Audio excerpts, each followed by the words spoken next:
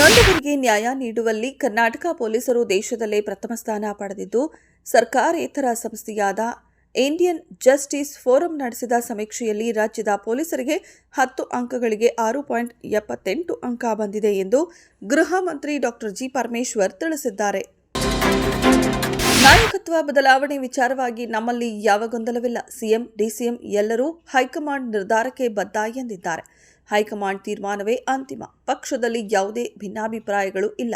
ಎಲ್ಲರಿಗೂ ಸಿಎಂ ಆಗಬೇಕು ಎನ್ನುವ ಆಸೆ ಇರುತ್ತದೆ. ಆದರೆ ಯಾರು ಸಿಎಂ ಆಗಬೇಕು ಎಂಬುದನ್ನು ಹೈಕಮಾಂಡ್ ನಿರ್ಧರಿಸುತ್ತದೆ ಎಂದು ದಿನೇಶ್ ಗುಂಡೂರಾವ್ ಹೇಳಿದ್ದಾರೆ.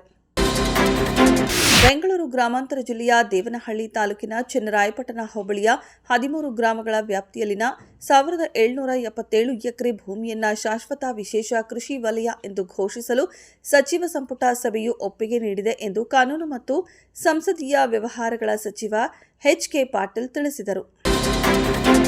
ದೇಶದ ಅಭಿವೃದ್ಧಿಗೆ ವಿಜ್ಞಾನ ಮತ್ತು ತಂತ್ರಜ್ಞಾನ, ತಾರ್ಕಿಕತೆ, ವೈಜ್ಞಾನಿಕ ಮನೋಭಾವಗಳು ಕಾರಣವಾಗಿಯೇ ಹೊರತು ಧಾರ್ಮಿಕ ನಂಬಿಕೆಗಳಲ್ಲ. ಜನಸಾಮಾನ್ಯರಿಗೆ ಅನ್ನ, ಆಹಾರ, ಬಟ್ಟೆ ಮುಖ್ಯವೇ ಹೊರತು ಧಾರ್ಮಿಕ ಮೂಲಭೂತವಾದದ್ದಲ್ಲ ಎಂದು ಹೈಕೋರ್ಟ್ ಮೌಖಿಕವಾಗಿ ನುಡಿದಿದೆ. ಜಿಎಸ್ಟಿ ದರ ಬದಲಾವಣೆಯಿಂದಾಗಿ ರಾಜ್ಯದಲ್ಲಿ ವಾಣಿಜ್ಯ ತೆರಿಗೆ ಸಂಗ್ರಹ ಪ್ರಮಾಣದಲ್ಲಿ ಕುಸಿತ ಕಂಡಿದೆ.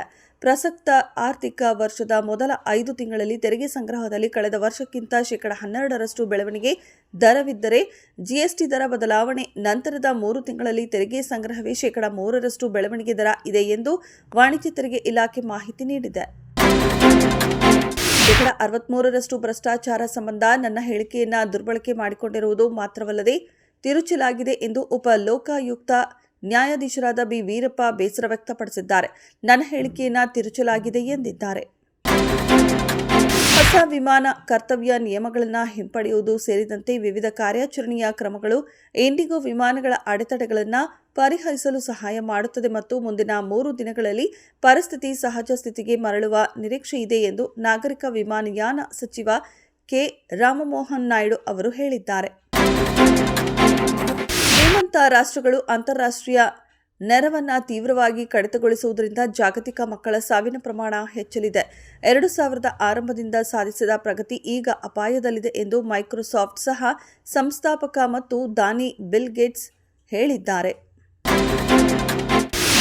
ವಿಶ್ವಕಪ್ ವಿಜೇತ ಭಾರತ ತಂಡದ ಆರಂಭಿಕ ಬ್ಯಾಟರ್ ಶಫಾಲಿ ವರ್ಮಾ ಅವರು ಐಸಿಸಿ ನವೆಂಬರ್ ತಿಂಗಳ ಆಟಗಾರ್ತಿ ಪ್ರಶಸ್ತಿಗೆ ಶುಕ್ರವಾರ ನಾಮನಿರ್ದೇಶನಗೊಂಡಿದ್ದಾರೆ. ಯುಎಇ ತಂಡದ ಈಶಾ ಓಜಾ ಹಾಗೂ ಥಾಯ್ಲೆಂಡ್ನ ತಿಪಾಚಾ ಪುತ್ತುವಾಂಗ್ ಸಹ ಈ ಗೌರವಕ್ಕೆ ನಾಮನಿರ್ದೇಶನ ಪಡೆದಿದ್ದಾರೆ.